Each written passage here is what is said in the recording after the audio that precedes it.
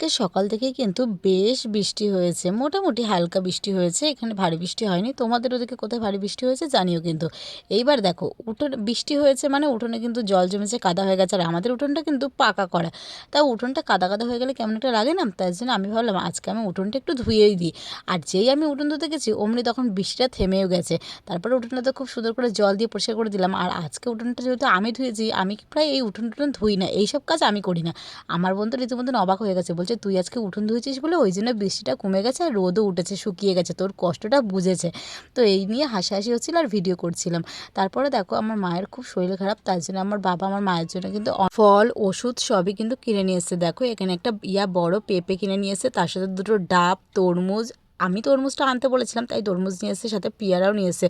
তো দুটো ডাব নিয়ে এসেছে, তার মধ্যে মা একটা খেয়েছে আর ঠাম্মা একটা খেয়েছে। তারপরে দুপুরবেলা খাওয়া দাওয়ার পর সবাই মিলে এক জায়গায় বসে তরমুজটা কেটে খাওয়া দাওয়া করলাম সবাই।